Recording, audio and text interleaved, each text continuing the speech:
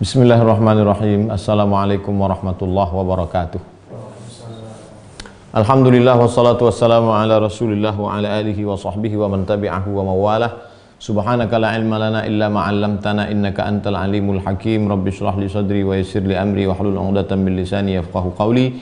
Allahumma shalli ala sayidina Muhammad wa ala ali sayidina Muhammad. Ya ayyuhalladzina amanu taqullaha haqqa tuqatih wa la tamutunna illa wa antum muslimun.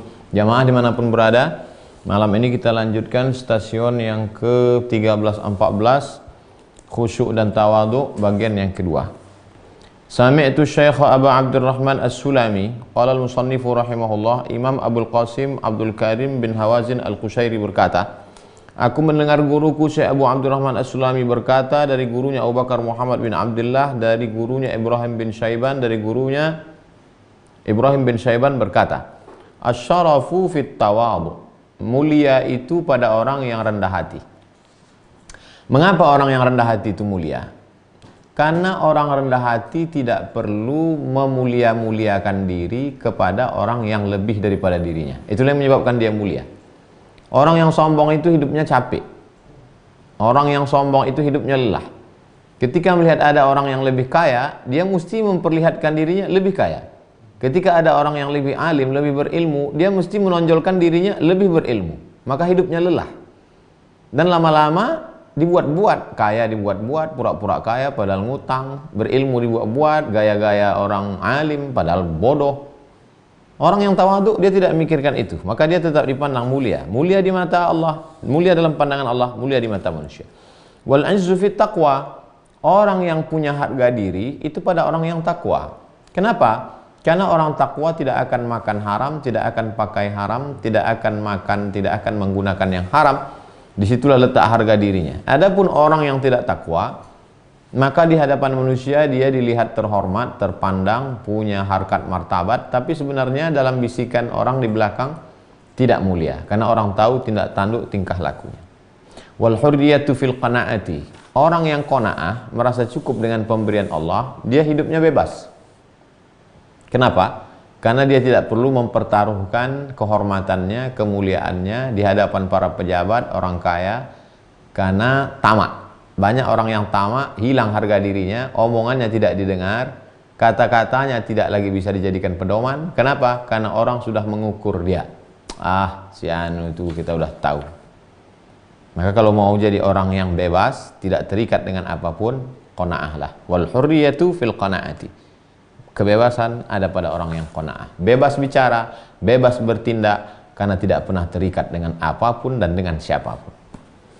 Aku mendengar guruku berkata, guruku dari Hasan As-Sawi, kata Hasan As-Sawi, aku mendengar Ibnul A'rabi berkata, balagani telah sampai berita kepadaku bahwa Imam Sufyan Ats-Tsauri berkata, a'azzul khalqi khamsatu anfusin.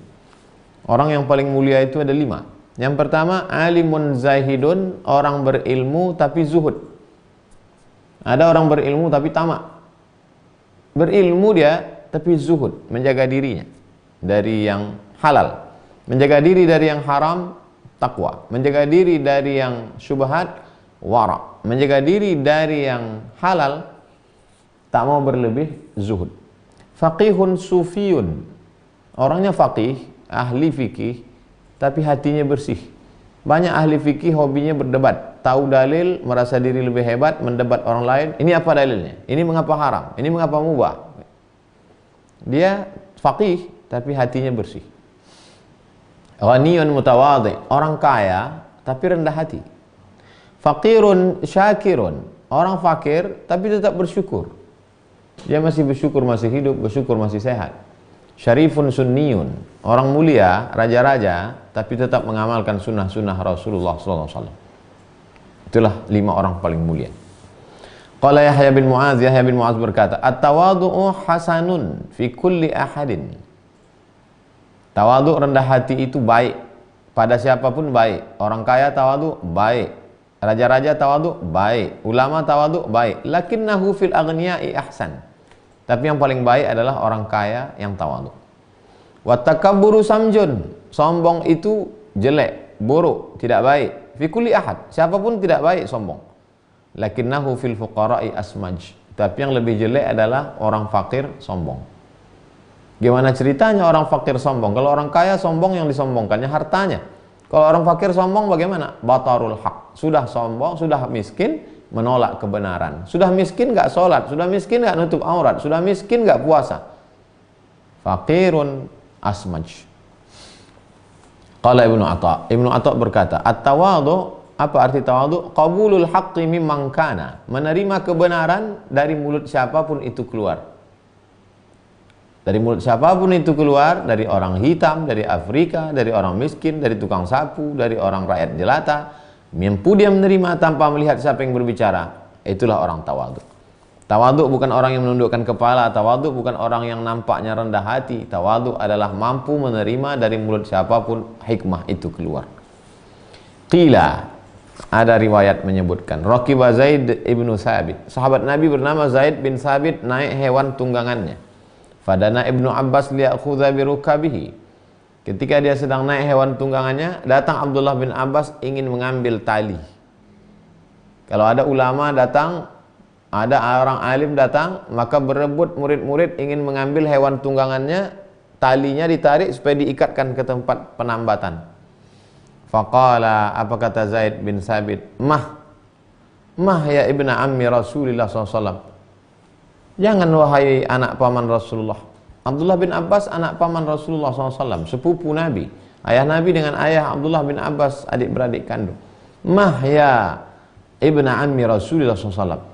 Jangan lakukan itu wahai anak paman Rasulullah. Faqala, Abdullah bin Abbas menjawab, hakadha umirna an naf'ala bi ulama'ina. Begini kami diperintahkan untuk berbuat kepada ulama-ulama kami. Fa akhadha Zaid bin Sabit yada bin Abbas. Apa balasan Zaid bin Sabit? Zaid bin Sabit menarik tangan Abdullah bin Abbas, diciumnya. Faqabbalaha, diciumnya tangan Abdullah bin Abbas.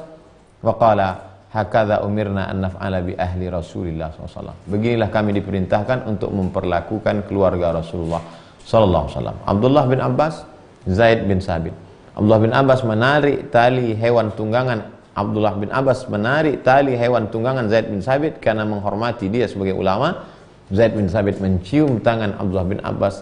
Begitulah mereka menghormati keluarga Rasulullah SAW. Saling memuliakan, saling menghormati, bukan saling mengecilkan dan saling menjatuhkan. Wa qala Urwah bin Zubair. Urwah bin Zubair berkata, aku melihat Umar bin Khattab wa ala atiqihi qurbatu ma'in. Di atas tengkuknya qirbatu ma'in. Di atas tengkuknya ada satu qirbah. Qirbah artinya geriba.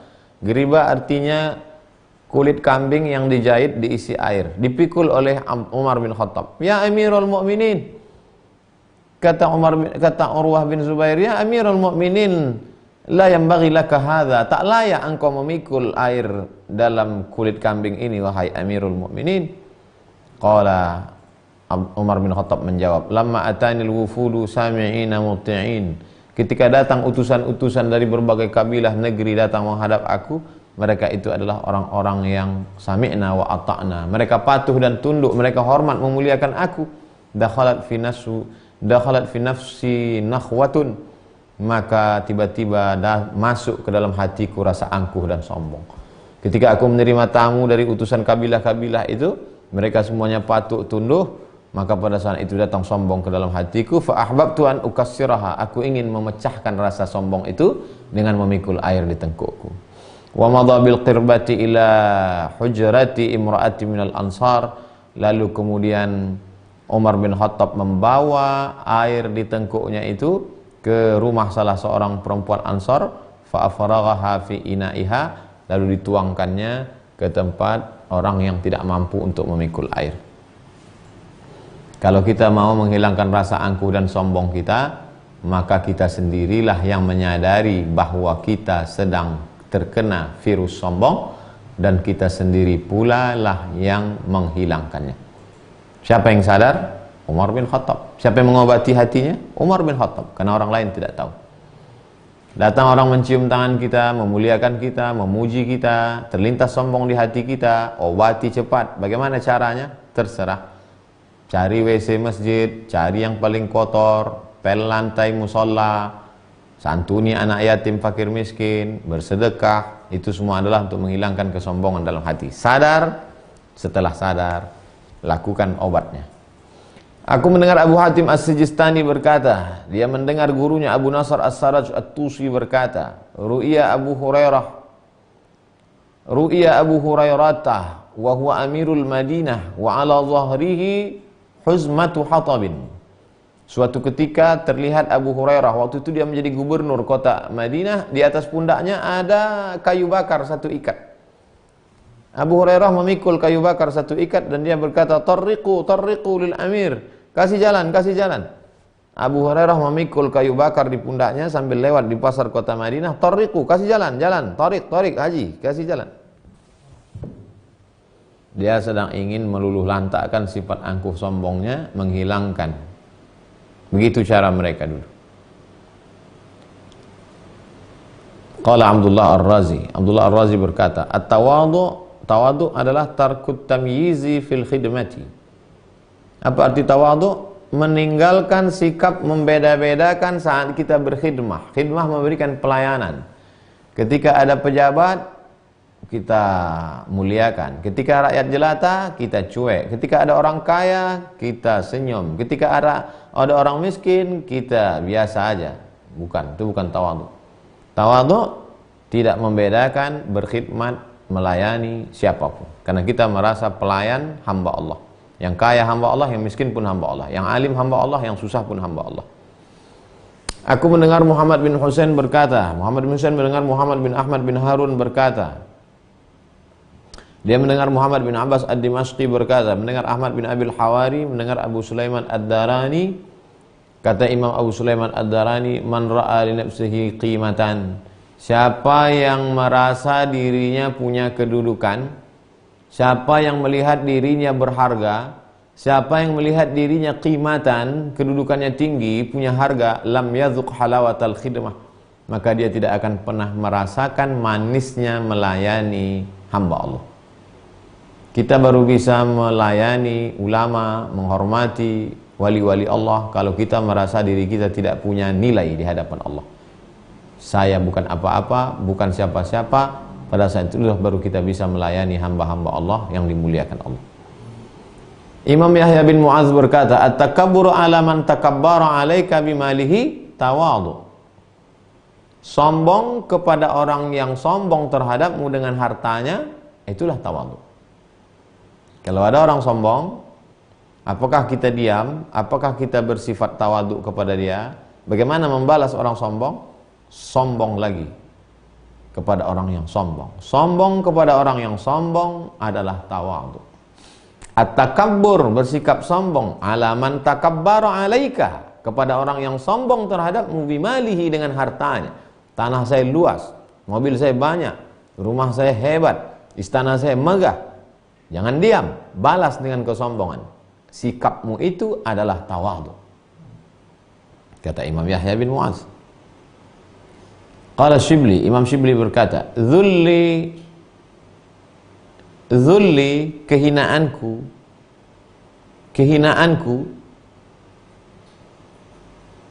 attala dhullal yahud. Diriku merasa rendah, merasa hina, merasa miskin, merasa tak punya apa-apa, mengalahkan hinanya orang Yahudi. Orang Yahudi itu hina. Ya, Allah berfirman dalam Al-Quran, Duribas alaihimuz zillatu. Mereka dihinakan di atas muka bumi.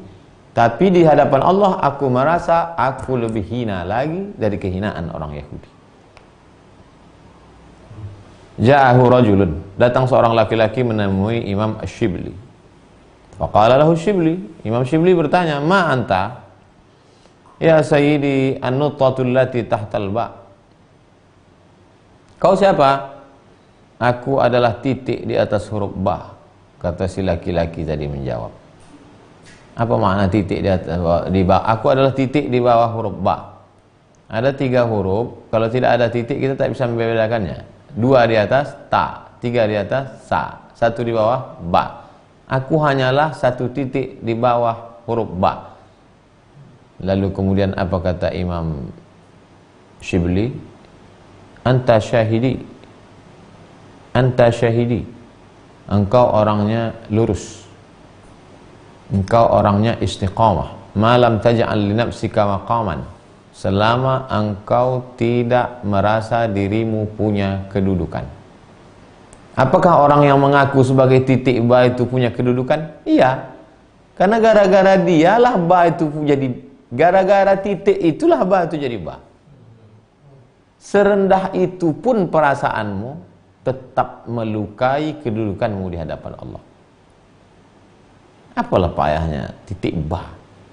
Sampai selevel itu pun. Apalagi kalau kita sampai berkata, kalau bukan gara-gara saya, dia tidak akan ngaji. Kalau bukan gara-gara saya, dia tidak akan tahu Islam. Kalau bukan saya, dia tidak akan. Oh, ke siapa kita? Malam taj'al li nafsika maqaman. Jangan sampai pernah kau merasa punya kedudukan di hadapan Allah SWT. Imam Ibnu Abbas, sahabat Nabi yang mulia Abdullah bin Abbas berkata, minat tawadhu ayyashraba ar-rajulu min su'ri akhihi. Di antara sifat tawadhu adalah seseorang meminum bekas air saudaranya. Ketika ada seorang habib datang ingin meminum bekas air minum saya, lalu kemudian kalau yang jahil ini menyangka, oh lihatlah dia ingin mengambil berkah. Bukan. Sesungguhnya mereka sedang menghinakan diri mereka di hadapan Allah Subhanahu wa taala. Boleh jadi terlintas dalam hatinya, aku keturunan Rasulullah, mengalir darah Nabi dalam darahku. Aku adalah orang yang dimuliakan, tangannya dicium, keningnya dicium orang, badannya dipeluk orang. Dia ingin menghinakan dirinya di hadapan Allah, diminumnya bekas air minum hamba Allah yang biasa-biasa saja. Tapi hamba Allah yang tidak mengerti tadi merasa orang lain sedang mengambil barokah dari dirinya. Minat tawadhu ayyashraba ar-rajulu min su'ri akhihi. Di antara sifat tawadhu, mampu orang meminum bekas air minum saudaranya. Orang menyangka sedang mengambil barokah, padahal dia sedang merasakan dirinya rendah dan hina dalam pandangan Allah SWT. Qala Bishr, Imam Bishr al-Hafi berkata, Imam Bishr al-Hafi berkata, sallimu ala abna'id dunya, sallimu ala abna'id dunya bitarkis salami alaihim. Ucapkanlah salam kepada anak-anak dunia dengan tidak mengucapkan salam kepada mereka. Siapa itu anak-anak dunia? Orang yang menjadi hamba harta, hamba kuasa, hamba pejabat, hamba dinar, hamba dirham, hamba uang. Maka bagaimana cara mengucapkan salam pada mereka? Jangan ucapkan salam pada mereka. Siapa yang paling mulia di antara kita kalau berjumpa antara dua orang beriman? Siapa yang paling mulia di antara mereka? Awwalu man yabda bis salam. Yang pertama kali mengucapkan salam, kita mengucapkan salam kepada hamba Allah. Adapun kepada hamba-hamba dunia, maka dengan tidak mengucapkan salam. Jadi Imam Al-Qusairi sedang mengajarkan kita berapa kali? Sombonglah kepada orang yang sombong, tawadhu. Tidak mengucapkan salam kepada orang yang menghambakan diri pada jabatan dan dunia, tawadhu. Jadi tidak selamanya tawadhu itu pasif. Ada kalanya juga ingin bagaimana menaikkan izzah, menjatuhkan mereka, hamba-hamba dunia. Imam Shu'aib bin Harb berkata, baina ana fit tawaf, ketika saya sedang tawaf, izlakazani insanun bimirfaqihi. Ketika sedang tawaf, tiba-tiba ada satu orang menyikut saya dengan sikunya. Sikunya saya di sini. Faltafattu ilaihi. Lalu kemudian saya menoleh, siapa yang menyikut saya tadi? Fa idza huwa al-Fudail bin Iyad. Ternyata dia Imam Fudail bin Iyad. Faqala ya Aba Salih, in kunta tadhunnu annahu syahidal mausima syarrun minni wa minka fa bi'sa ma dhananta. Wahai Abu Saleh, kalau kau menyangka bahwa yang hadir pada musim haji ini ada orang yang lebih jelek, lebih buruk daripada aku dan engkau, sesungguhnya kau sudah bersangka buruk. Wali Allah sedang menegur hamba Allah. Sedang tawaf tadi. Ini tawaf ini kan orang-orang mulia semua. Ada terlintas di hatinya, akulah orang mulia, dosaku bersih, aku ulama, aku hebat. Datang Fudail bin Iyad. Hai Shu'aib bin Harb, kalau kau sangka bahwa ada di antara yang hadir tawaf ini orang yang lebih jelek dari kita, maka sesungguhnya sudah rusaklah kita di hadapan Allah. Apa maknanya? Kitalah orang paling jelek di sini. Kitalah orang paling banyak dosa di sini. Kitalah yang paling banyak silap dan salah di sini. Kitalah orang yang paling tak layak masuk ke dalam surga Allah di sini. Qala ba'dhum, sebagian mereka berkata, ra'aitu fit tawafi insanan. Ketika sedang tawaf, aku melihat ada satu orang. Baina yadayhi syakiriyah. Di hadapannya ada orang yang berterima kasih kepada dia. Yamna'un nasa li ajlihi 'anit tawaf. Ketika sedang tawaf, tiba-tiba ada satu orang berhenti mengucapkan terima kasih. Terima kasih yang Tuhan, terima kasih. Sampai orang lain terhalang untuk tawaf. Tsumma ra'aituhu ba'da dzalika bi muddatin 'ala jisri Baghdad. Tak lama setelah itu, aku melihat dia di jembatan di kota Baghdad, yas'alun nasa syai'an. Meminta kepada orang. Ketika sedang haji, sedang tawaf, aku lihat dia mulia, orang lain yang minta-minta menghormati dia. Dia nampaknya orang hebat, orang populer. Tapi tak lama setelah itu aku justru melihat dia di atas jembatan Baghdad sedang minta kepada orang. Fatajabtu. Aku heran. Loh, kemarin waktu haji ku lihat orang yang sampai macet tawaf. Macet tawaf gara-gara orang menyalami ente, memuji-muji ente. Apa yang terjadi? Kenapa sekarang ente justru jadi peminta-minta di atas jembatan Baghdad ini? Faqala li, orang itu menjawab, ana takabbartu. Aku kena penyakit takabbur, sombong. Fi mawdhi'in. Aku sombong di tempat yang mestinya orang tawadhu. Aku sombong di tempat yang mestinya orang tawadhu. Fabtalanillahu, maka Allah menguji aku bitadzallul. Dihinakan Allah aku fi mawdhi'in yataraffa'u fihi an-nas. Ketika aku menyombongkan diri di tempat yang mestinya tawadhu di samping Ka'bah, maka dihinakan Allah aku di tempat yang mestinya tinggi. Saat di samping Ka'bah mestinya aku tawadhu, tapi justru aku di situ sombong, angkuh. Maka hari ini aku dihinakan Allah di tempat yang mestinya tinggi, di atas jembatan kota Baghdad. Apa maknanya? Hati-hati. Siapa yang dimuliakan di samping Ka'bah? Tidak mungkin artis. Yang dimuliakan di samping Ka'bah ulama, pembimbing Innas Safa wal Marwata, ustadz-ustadz penceramah, qori-qori. Kalau sampai ada sombongmu di tempat yang mestinya kau menghinakan diri, di masjid, di majelis ilmu, maka sampai masanya engkau akan dihinakan Allah di tempat yang mestinya derajat ditinggikan. Na'udzubillah. Wa balagha Umar bin Abdul Aziz, ada seorang khalifah yang adil bernama Umar bin Abdul Aziz, sampai berita kepadanya anna ibnan lahu ishtara fassan bi alfi dirham. Anak Umar bin Abdul Aziz dapat berita bahwa anaknya beli cincin harga batunya 1000 dirham. Fakataba ilaihi Umar bin Abdul Aziz kirim surat ke anaknya. Balaghani annaka ishtaraita fassan bi alfi dirham. Sampai berita kepadaku katanya ente beli cincin 1000 dirham. Fa idza ataka kitabi hadza fabi' al khatim. Kalau suratku ini sampai kepadamu, habis kau baca, jual cincinmu. Wa asba' alfi batnin. Kenyangkan 1000 perut. Wattakhidh khataman min dirhamain. Kalau kau mau beli cincin juga, beli cincin yang harganya 2 dirham. Waj'al fassahu hadidan. Buat batunya, jangan lagi dari batu, tapi buat batunya dari besi. Cincin, batunya itu jangan lagi pakai batu, tapi buat dari besi. Waktub alaihi, buat tulisan di atas. Rahimallahu mura'an arafa qadra nafsihi. Allah mencurahkan rahmatnya kepada hamba yang tahu siapa hakikat dirinya. Adakah kepala-kepala daerah, orang-orang yang punya jabatan, tahu apa yang dilakukan anaknya, berapa harga mobilnya, berapa harga mainannya, berapa harga istananya? Pernahkah dia menegur? Amal itu bukan hanya tawaf, sa'i dan umrah, bukan sekedar khatam Quran.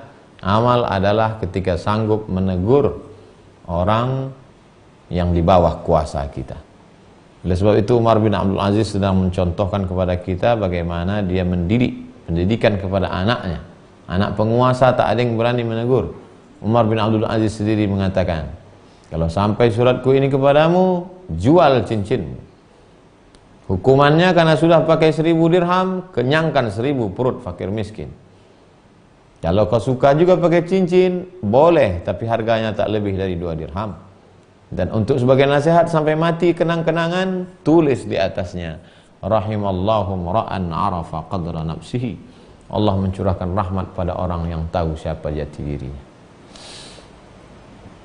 Qila, diriwayatkan, urida ala ba'dil umara, ditawarkan kepada sebagian pemimpin, amir jamaknya umara, mamlukun bi alfi dirham. Seorang hamba sahaya harganya 1000 dirham. Ditawarkan kepada sebagian pemimpin, kamu pemimpin, iya, ini ada hamba harganya 1000 dirham. Falamma uhdirat saman istaktsarahu. Ketika dihadirkan uangnya, ini 1000 dirham, istaktsarahu fabadalahu fi syira'ihi. Lalu kemudian dia merasa, ini mahal sekali 1000 dirham. Faradda saman ilal khizanah. Lalu kemudian dikembalikan uang itu ke bendahara. Balikkan uang. Faqala al-'abdu, hamba itu berkata, ya maulai, wahai tuanku, ishtarini, belilah aku. Fa inna fiya kulli dirham min hadhihi dirham khaslatan tusawi akbar min 1000 dirham. Kalau kau beli aku 1000 dirham, maka setiap 1 dirham itu ada nilai yang pada diriku ada 1 amal perbuatan yang sama lebih besar daripada 1000 dirham. Faqala, tuan pejabat bertanya, wa ma hiya? Faqala, hamba itu menjawab, aqalluha wa adnaha. Sedingan-ringannya, seminim-minimnya, sedikit-dikitnya, ma law ishtaraitani wa qaddamtani ala jam'i mamalikika la aghlizu fi nafsi. Kalau kau beli aku, waktu itu masih boleh membeli manusia, perbudakan. Wa qaddamtani ala jam'i mamalikika. Lebih kau depankan aku, lebih kau muliakan aku daripada semua budak-budakmu yang lain, la aghlizu fi nafsi. Wa'lam anni ana 'abduka. Aku tidak akan bersikap keras terhadap diriku, dan ketahuilah aku adalah budak hamba sahayamu. Fashtarahu, maka dia pun membelinya. Apa makna cerita ini?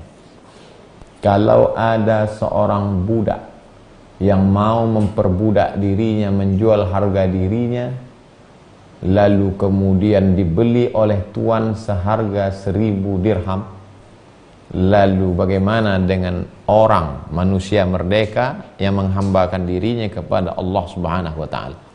Apakah hubungan kita dengan Allah juga jual beli? Ya. Mana dalil bahwa kita sudah dibeli Allah? Innallaha ashtara minal mu'minina anfusahum bi anna lahumul jannah. Sesungguhnya Allah sudah membeli orang beriman itu dengan surga. Barang yang sudah dijual tidak boleh dijual 2 kali. Orang yang menjual dirinya kepada Allah dulu sebelum dia lahir ke dunia, jangan jual lagi kepada jabatan, kekuasaan, benda, harta, martabat manusia. Karena kita sudah berjual beli dengan Allah Subhanahu wa ta'ala. Orang yang menjual barangnya 2 kali, dia hanyalah pengkhianat. Wa hukiya an Raja' bin Haywah, diriwayatkan dari Imam Raja' bin Haywah, dia berkata,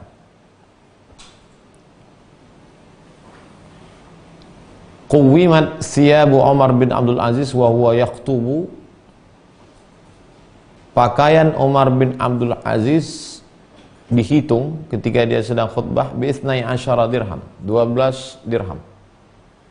Pakaiannya itu, outfit, dihitung dari mulai tutup kepala sampai sepatunya 12 dirham. Wa kana quba wa imamah wa qamis wa sarawil wa khuffain wa qalansuah.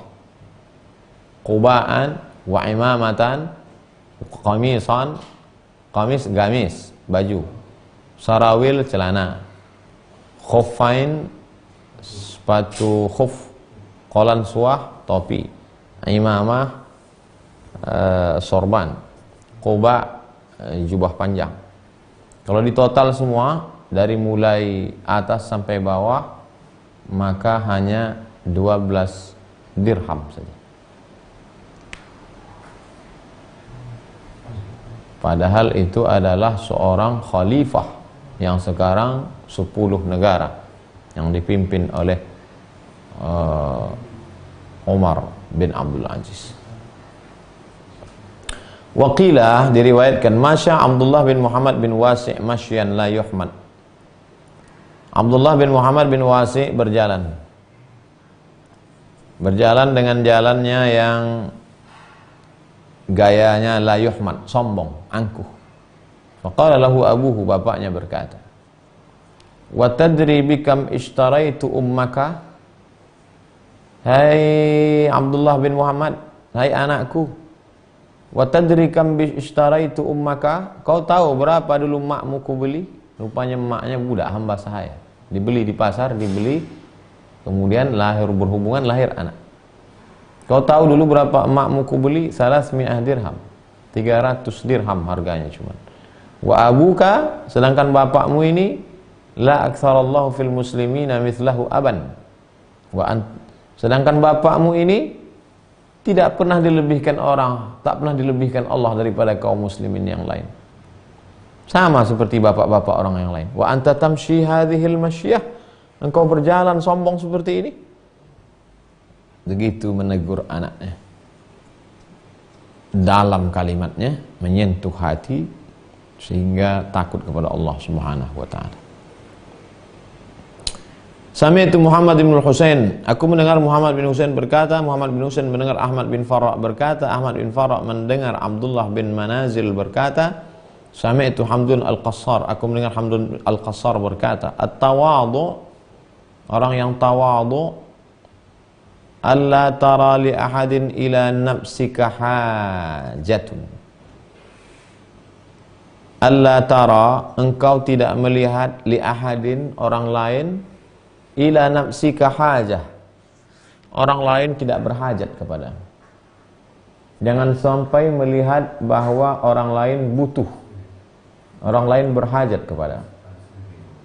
La fid din wa la fid dunya, baik dalam masalah agama maupun dalam masalah dunia. Kalau kita melihat diri kita dibutuhkan orang lain, muncul angkuh sombong kita. Dalam masalah agama, oh orang nanti pasti akan nanya ke saya nih, orang nanti mau belajar ke saya nih, orang nanti minta fatwa ke saya nih, orang nanti akan minta ini. Dalam masalah dunia, nanti orang akan begini nih, akan begini. Jangan sampai pernah ada itu dalam diri kita. Wa qala Ibrahim bin Adham, Ibrahim bin Adham berkata, ma surirtu fi islami illa 3 marrat. Aku tidak pernah gembira sejak aku Islam kecuali hanya 3 kali saja. Marratan kuntu fi safinatin, suatu ketika aku sedang berada di atas perahu. Wa fiha rajulun midhaq, di atas perahu itu ada seorang laki-laki kerjanya midhaq, tertawa. Karena yaqul, dia berkata, kunna na'khudhul ilaj fi biladit Turk hakadha.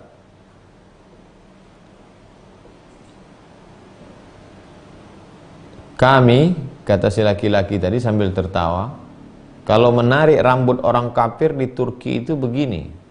Kami ketika menarik rambut orang kafir di Turki itu begini, sambil menarik rambut Ibrahim bin Adham. Wa yahuzzuni, ditariknya rambut saya dan digoncang-goncangnya kepala saya. Fayasurruni, pada saat itulah saya merasakan dalam hati saya amat sangat bahagia. Kenapa? Li'annahu lam yakun fis safinati ahadun ahqara fi ainihi minni. Karena pada saat itu tidak ada satu orang pun di perahu itu yang lebih hina dalam pandangan orang itu kecuali aku. Pada saat kita merasa paling rendah, paling hina, paling kotor, paling menjijikkan di hadapan manusia, maka mestinya disitulah kita merasakan paling bahagia, kata Ibrahim bin Adham. Ibrahim bin Adham salah satu dari wali Allah Subhanahu wa ta'ala. Orang tidak kenal dengan dia, sehingga orang mengolok-olok dia. Dulu kami ketika sampai ke negeri Turki, orang kafir itu kami tarik rambutnya, kami goncang-goncang kepalanya. Padahal yang ditariknya itu adalah Imam Ibrahim bin Adham. Wal ukhra, 3 kali aku bahagia hidup di dunia ini. Yang pertama ketika rambutku digoncang-goncang mereka di atas perahu. Yang kedua, kuntu alilan fil masjid. Waktu itu aku sedang sakit. Aku duduk di dalam masjid. Fadakhalal muazzin, datang muazzin. Apa kata si muazzin? Ukhruj, keluar ente. Falam utiq, aku tak sanggup keluar karena sedang sakit. Fa akhadha bi rijli, ditariknya kakiku, wa jarrani, diseretnya ila kharijil masjid. Tariknya kakiku sampai keluar masjid. Disitulah aku paling bahagia. Karena saat itu akulah orang paling hina. Badan sakit, rumah tak ada, orang menganggap remeh, ditarik keluar masjid. Wasalitsah, yang ketiga, kuntu bisyam. Ketika itu aku sedang berada di negeri Syam. Wa alayya farwun. Aku sedang berada di negeri Syam. Aku memakai pakaian dari farwun, bulu kambing. Pakaian dari bulu kambing. Pakaian dari yang kita pakai ini dari qutun, dari kapas. Sejuk dia. Kalau berkeringat meresap. Kalau yang dari bulu kambing itu makin berkeringat makin gatal karena tidak meresap. Aku pakai pakaian dari bulu kambing. Fa nazartu fihi, kulihat bulu kambing itu. Falam umayyiz baina syi'rihi wa bainal qummal. Kulihat bulu kambing yang kupakai itu, tak bisa aku membedakan mana bulu kambing, mana kutu. Likasratihi, saking banyaknya. Fasarrani dzalik. Saat itulah, waktu itu orang yang pakai pakaian itu adalah orang yang hina, yang tak punya kedudukan apa-apa dalam pandangan manusia. 3 kali cuman dia merasa bahagia di dunia ini. Ibrahim bin Adham. Wa fi hikayatin ukhra, cerita yang lain dari Ibrahim bin Adham. Ma surirtu bi syai'in, belum pernah aku merasa bahagia selama di dunia ini seperti kebahagiaanku yang ini. Kasururi, seperti bahagia ini. Anni kuntu yauman jalisan. Suatu ketika aku sedang duduk. Fajaa insanun, tiba-tiba datang orang, wa bala alayya, dikencinginya. Pada saat itulah aku merasa bahagia sekali. Kenapa? Karena saat itu dia sedang berada dalam puncak kehinaan dalam pandangan manusia, tapi sesungguhnya disitulah pula dia sedang berada dalam puncak kebahagiaan dalam pandangan Allah, karena saat itu dia sedang memperhatikan hatinya. Jadi dengan membaca buku ini terasa ringan apa yang kita alami, bahwa yang kita alami selama ini belum ada apa-apanya. Belum pernah ada orang menarik rambut kita lalu menggoncang-goncangkannya. Belum pernah ada orang menarik kaki kita dari dalam masjid lalu mengusir kita. Belum pernah kita pakai baju terbuat dari bulu kambing sama jumlah bulunya dengan kutunya. Belum pernah kita duduk lalu dikencingi orang. Baru sebatas membuli-buli saja, itu pun dari jauh. Itu pun pakai nama palsu, tak pula pakai nama asli. Pakai akun bodong. Waqila, ada satu riwayat, tasyajara Abu Dhar. Sahabat Nabi namanya Abu Dhar Al-Ghifari, satu lagi Bilal bin Rabah, Bilal muazzin. Berkelahi antara Abu Dhar dengan Bilal. Fa'ira Abu Dhar Bilalan bisawad. Kata Abu Dhar, hitam. Bilal hitam. Fasyakahu ila Rasulillah. Bilal mengadu kepada Rasulullah SAW. Apa kata Nabi? Ya Abu Dhar, wahai Abu Dhar, innahu baqiya fi qalbika min kibrin jahiliyati syai'un. Masih tersisa dalam hatimu itu sombong-sombong jahiliyah sikit lagi. Karena kau mengatakan Bilal hitam, berarti kau merasa diri kau putih. Masih ada sisa-sisa angkuh jahiliyah dalam diri. Fa'alqa Abu Dzar nafsahu.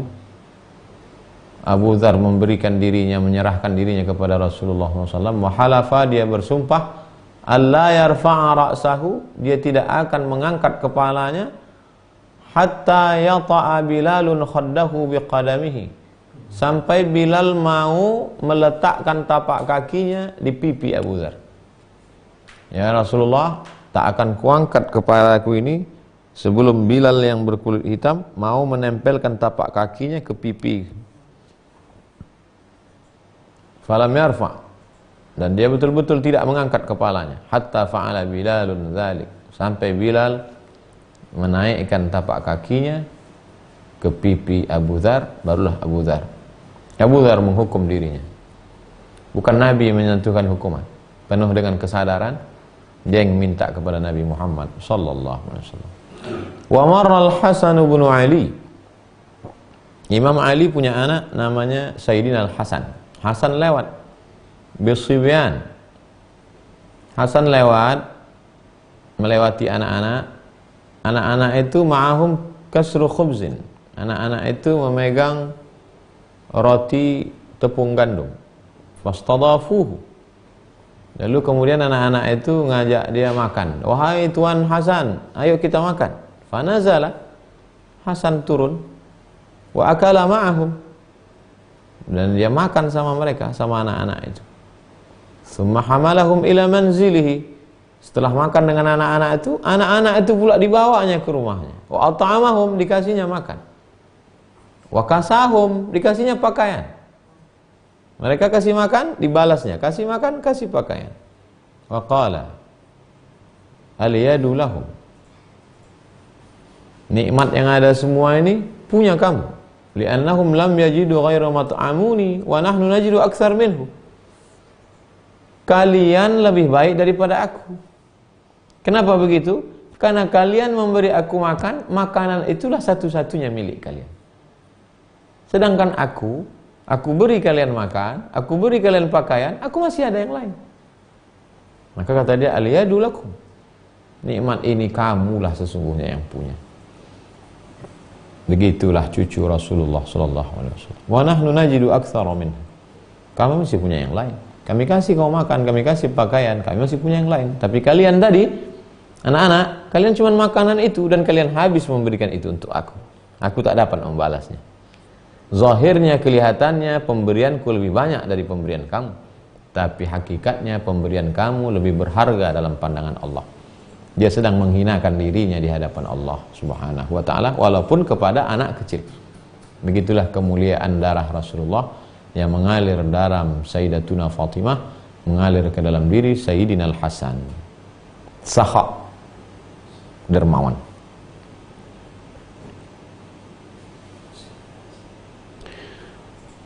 Qila, ada satu riwayat, qassama Umar ibn al-Khattab al-hulal. Umar ibn al-Khattab membagi perhiasan bainas sahabah, dibagikan kepada sahabat-sahabat Nabi, min ghanimah, dari harta rampasan perang. Fa ba'atha ila Mu'adz hullatan yamaniyah. Lalu diberikan kepada Mu'adz bin Jabal hullah yamaniyah yang dibuat di Yaman. Fa ba'aha, dijualnya perhiasan dari Yaman itu. Faba'aha washtara sittata a'bud. Lalu kemudian hasilnya dia belikan hamba sahaya 6 orang. Wa ataqahum, beli hamba sahaya 6 orang. Habis itu, hai hamba sahaya, kalian bebas. Karena perbuatan yang paling mulia adalah membebaskan budak hamba sahaya. Fabalagha Umaru dzalik, sampai berita itu kepada Sayyidina Umar. Sampai berita bahwa Mu'adz bin Jabal ternyata tidak mengambil jatah itu, dia belikan ke budak, malah dia bebaskan. Wa kana yuqassimul hulal ba'dah. Setelah itu ada lagi pembagian harta rampasan perang. Fa ba'atsa ilaihi hullatan duna dzalik. Lalu kemudian diberikan kepada dia satu saja.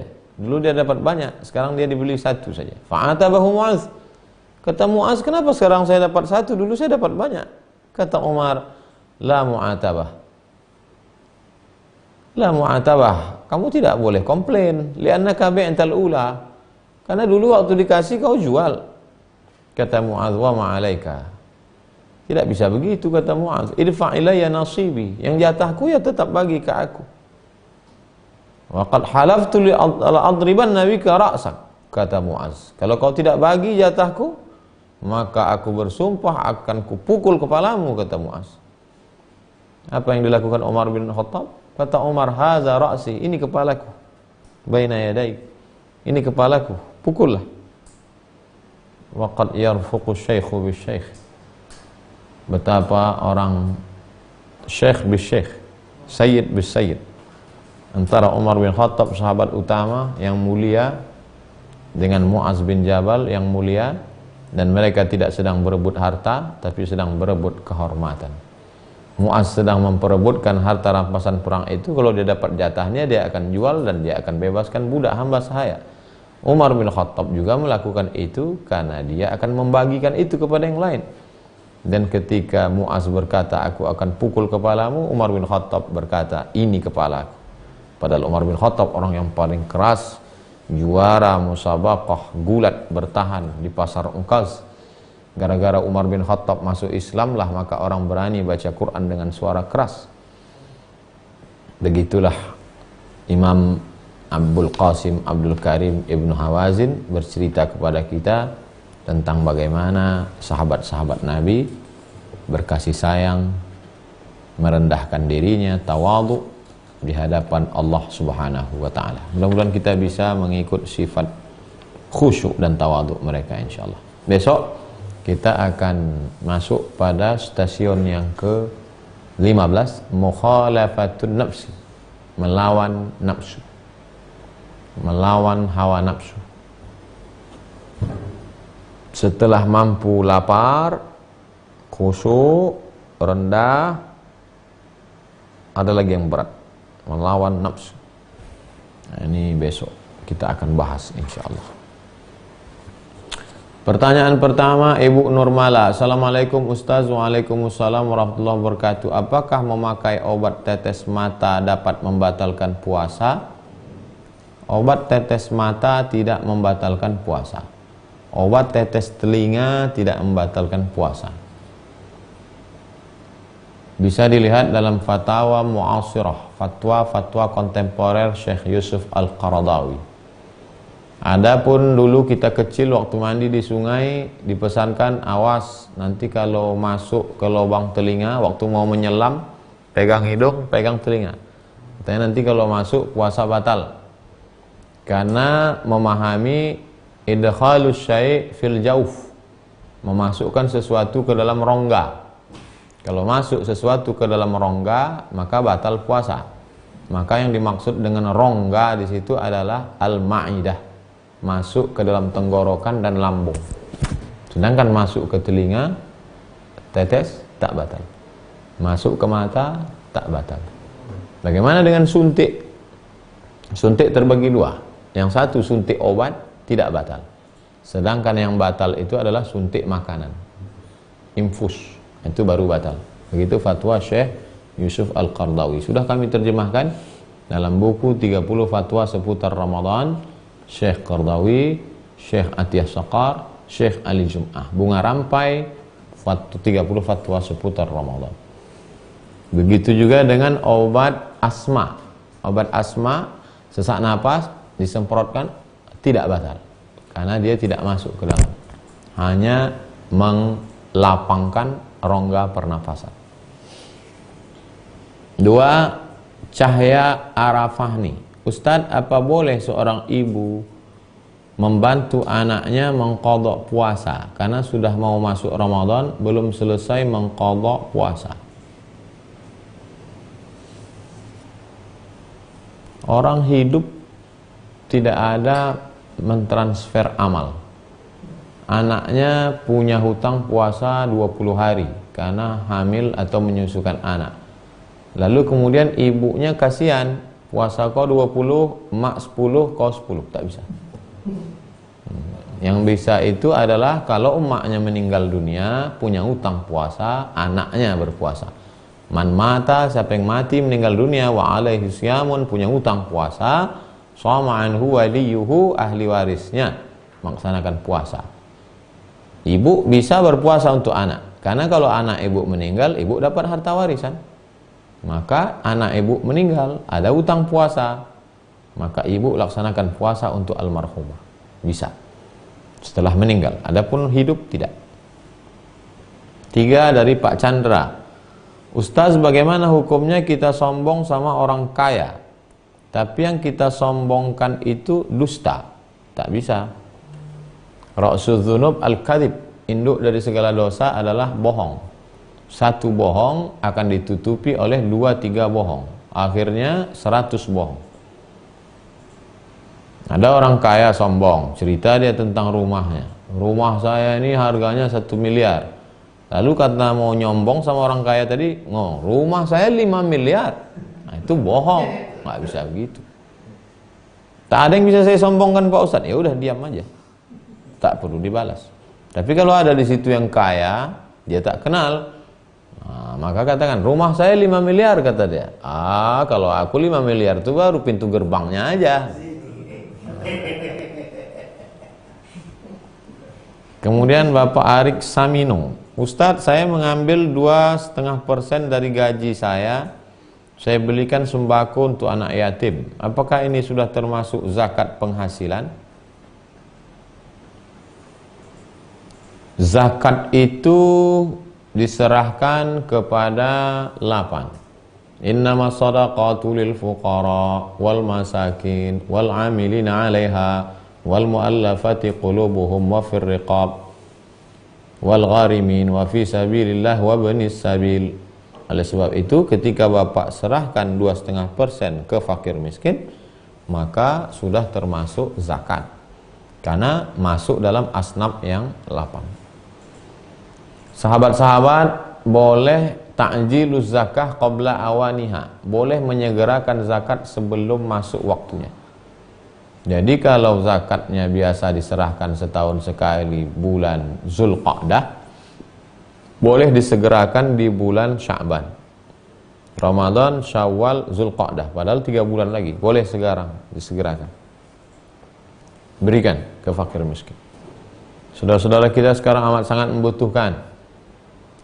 Hitung tetangga kita, kata Imam Sufyan Ats-Tsauri, tetangga itu 40 rumah ke depan, 40 rumah ke belakang, 40 rumah ke kanan, 40 rumah ke kiri. Semua jamaah besok pagi coba cek 40 rumah ke depan, 40 rumah ke belakang, 40 ke kanan, 40 ke kiri. Kita amalkan kaji kita malam ini. Cek berapa yang fakir miskin, berapa anak yatim, langsung. Masjid-masjid mulai. Karena ini sekarang musim sulit, mari kita bantu. Bapak Muhyiddin, Ustaz, apa hukumnya memberhentikan karyawan karena lockdown? Dan saya tak sanggup memberikan pesangon karena pilot. Apakah di akhirat nanti saya akan dituntut? La yukallifullahu nafsan illa wus'aha. Allah tidak membebani di luar kemampuan kamu. Yang paling bagus, paling tinggi, kalau ada dana emergensi, wahai pengusaha-pengusaha, tetap gaji, walaupun mereka tidak kerja, tetap gaji. Ini yang paling bagus, level 1. Nomor 2, beri mereka pekerjaan yang bisa dibawa ke rumah. Tetap digaji, bawa ke rumah. Level 2. Level 3, kasih gaji sesuai dengan kemampuan. Yang selama ini dia membuat sepatu satu bulan 20, kasih dia hanya 10, gajinya kasih setengah.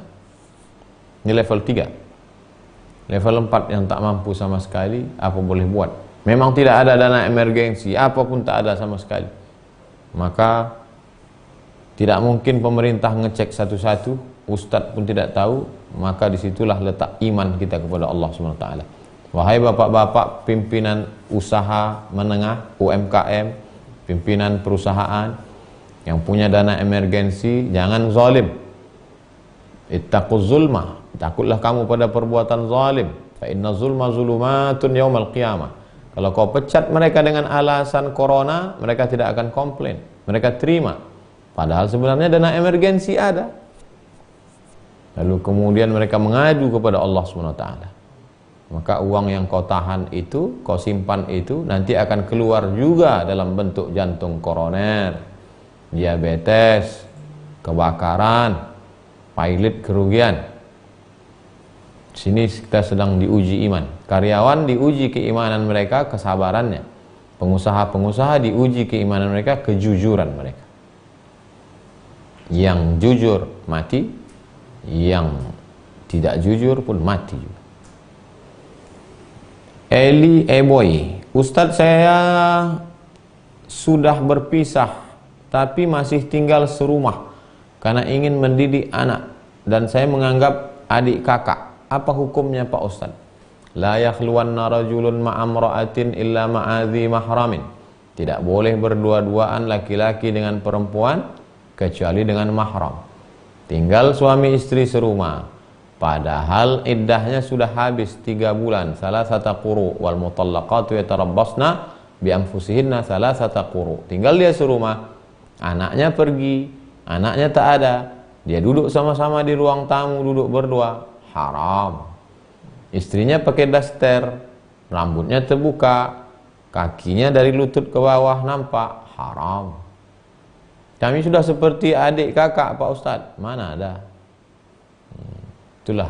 Ini mestinya ditanyakan ke konsultan pernikahan, Dr. Zulfadli LCMA.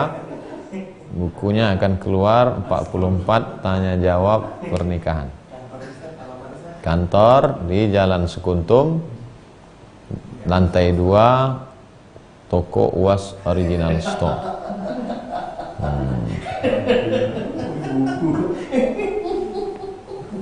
Terima kasih segala perhatian.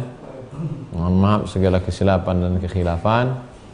Wassalamualaikum warahmatullahi wabarakatuh. Waalaikumsalam.